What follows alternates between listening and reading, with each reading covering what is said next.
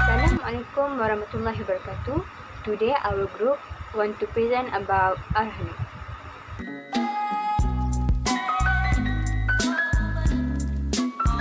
Okay, first definition of Ar-Rahn. Definition of Ar-Rahn divide by two. First literally and technically. Okay, for the literally, the consistency and continuity or holding and binding.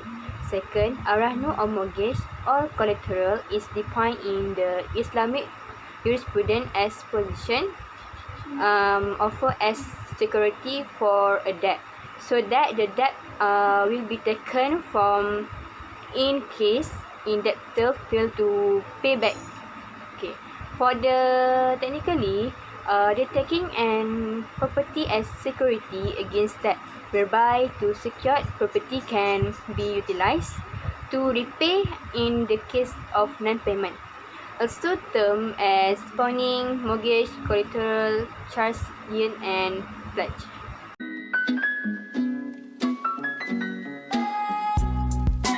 For evidence have three types. First, based on Quran. Second, based on Hadith. And third, based on Ijma. For the Quran refers to the idea of bonding as mortgage with possession, Rihanun Ma'budah. Quran also support the idea of furnishing a pledge against a debt. According to Quran verse, every soul is in pledge or rahina for its deed.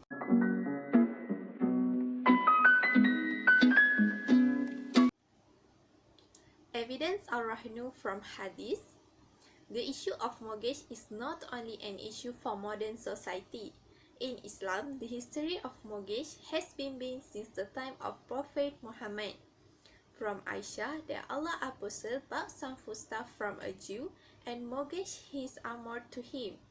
From Anas, that Allah Apostle mortgaged his armor to a Jew in Medina and bought barley bread from the Jew for his family. And in the saying of the Prophet, the soul of a believer is marhuna or pledged for the debt until it is paid off. Next, evidence from Ijma. Muslim jurists unanimously agreed on the legitimacy of Rahn contract. Okay, next, pillars of Ar-Rahn. Pillars of Ar-Rahn have 5.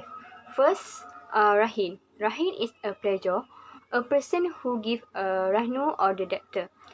Second, pledge. Pledge is a person who takes a Rahn or the creditor. Third, marhun. Marhun is a pledged asset, a property to be pledged.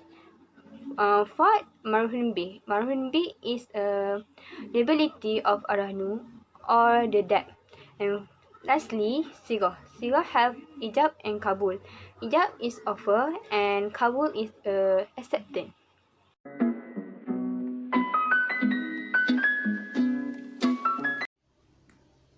Next, I will proceed to modus operandi of Ar-Rahn. In Ar-Rahn, there must be a bank as a pledgee or creditor and a borrower as a pledger or debtor. So let's take a look from this example. The bank lends 3,000 ringgit to the borrower, and then the borrower pawns his jewellery to the bank. So the bank charges safekeeping fee for Rm 126 ringgit. At the end of 6 months, the borrower repays Rm 3,000 ringgit to the bank. After the borrower settles their debt, the bank returns the borrower's jewellery, which is pawned good.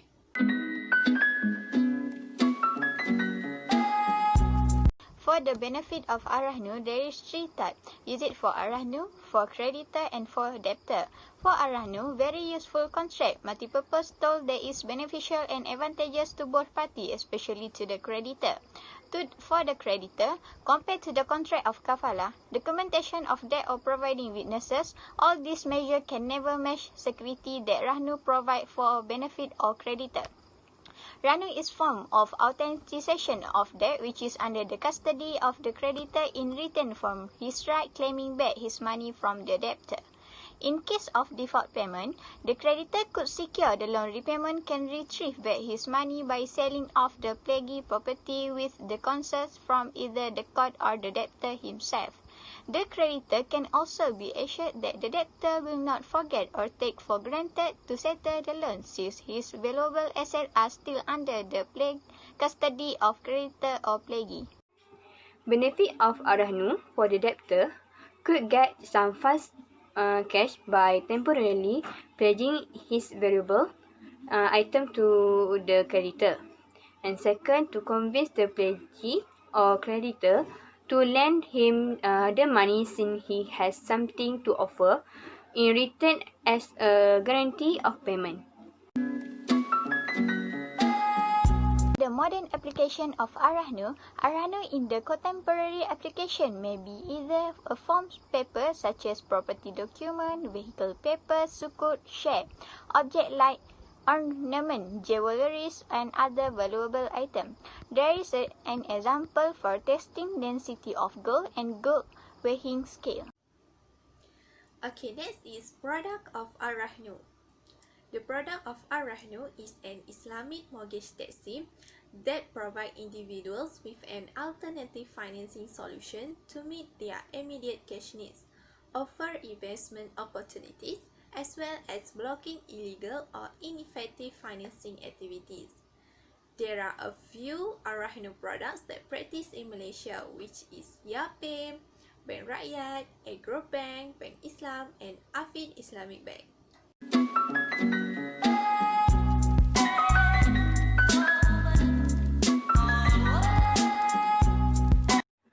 Next, comparison on Ar-Rahn by B&M and IFE. For the definition, B&M, a contract where party as a Rahim pledge in asset as collateral to another party, a pledgee to fulfill an obligacy or obligation owing to pledge in the event of default of such obligor. For the IFE, the mortgage means that to make a financial asset or so tied to debt so that the asset or its value is used for repayment of the debt in case of default. Next, pillars for B&M is the contracting parties to offer an acceptance to enter into the Rahim and the subject matter of the Rahim contract. And for the IOF, it does not specifically mention the pillars of Ar-Rahn in the Sharia standard. IOF only mentioned in Dirasat Magir Sharia that there are 5 pillars of Ar-Rahn. And the third comparison for Ar-Rahn is the Ar-Rahn financial asset. For the B&M, financial asset that is Sharia compliance is accepted by Sharia. And for the IOF, financial paper, sukuk, current accounts, cash securities, investment units, and investment account is acceptance. For the Rahn mixed asset, B&M said that where a Sharia non-compliant financial asset is issued as collateral, the record needs collateral value must be limited to the principal amount of the financial asset, while IOF state that Section 3/1/2 state that the mortgage asset should be a Sharia compliant asset, while Section 4/3 said that is it impermissible to mortgage the financial proper and sukuk that should not be issued or transacted according to Sharia. For the constructive position, B&M said that where the position of the asset by the plaguey according to the business customary practice of the asset, while ALV said that constructive position could be legal through registration and documentation. For the delay in position, B&M state that unless a plaguey approve a delay in position, the collateral shall be immediately possessed by the plaguey upon entering into Rahn contract, while AFE silent on this issue. For the multiple plaguey on one asset, B&M said that one asset can be plaguey to more than one plaguey under more than one Rahn contract with certain condition, while AOF state that the sum asset can be mortgaged to more than one mortgage. Comparison between BNM and IOF. In terms of appreciation of pledged asset, BNM silent on this issue, while IOF allows under Sharia 39, Section 3/2/8. IOF said, appreciation in the value of mortgage asset as well as its income is considered to be mortgage along with the principal unless the two parties agrees otherwise. In terms of future Rahnu, BNM allows under PD Rahnu, Section 14.4 and Section 24.2. BNM said, Lego may pledge an asset that will exist and will be owned in the future, while IOF allows under Sharia Standard 39, Section 39, Section 7. IOF said, it is permissible to mortgage an income which is still to be owned if the principal is specified. In terms of takaful, BNM allows with condition under PD Rahnu, Section 25.2. BNM said, takaful coverage for maintenance of asset must be borne by pledger, and takaful coverage for safekeeping asset must be borne by pledgee. While IOF allows with condition under Sharia Standard 39, Section 8. IOF said, only pledgers should bear the cost of takaful coverage. In terms of zakat of pledged asset, BNM silent on this issue, while IOF required Sharia Standard 39, Section 9. The owner of the mortgage asset should pay zakat if it is payable on the asset and its income or on its income only. The fact that the owner cannot dispose of the mortgage asset does not relieve him from payments of zakat. Okay, now I will proceed to advantages of one standard over another standard. Alright, first, in terms of definition, BNM and IOF have modern and comprehensive definition compared to classical scholars. They will assist people to understand the concept of Rahnu clearly. Then, classical scholars and BNM stated the pillars of Rahnu, but IOF in Sharia Standard 39 did not mention on Rahnu pillars. They only mention it in IOF Dirasat My Sharia. Then, in terms of Rahnu means asset, IOF adopts some opinion where they didn't allow the practice.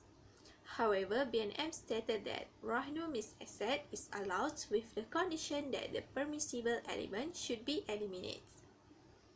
Another important Sharia requirement on debenture is on the permissible to pledge asset that will own and assist in the future. The comparison shows that BNM and IOF allowing this practice with the condition that the principal asset should be identified. Moreover, there is some additional requirement highlighted such as delay in possession of pledged asset where it is only allowed by BNM. In addition, only IOF mentioned the requirement of the pledge to pay zakat on the pledged asset even the asset is not in their possession. So now let's come to the conclusion. For the conclusion, based on the comparison on Rahnu between BNM and IOF, we can conclude that IOF Sharia Standard No. 39 on mortgage and easy contemporary application is more comprehensive than BNM Rahnu contract policy document. This is because out of 11 requirement highlight, IOF made a clear resolution on 10 requirements including 1 requirement extract from Disarat Ma'ayir Sariyah, and they only silent on 1 issue which is delay in possession on pledged asset. Meanwhile, BNM only state 9 requirements on and they silent on 2 issues, that is appreciation on pledged asset and zakat of pledged asset.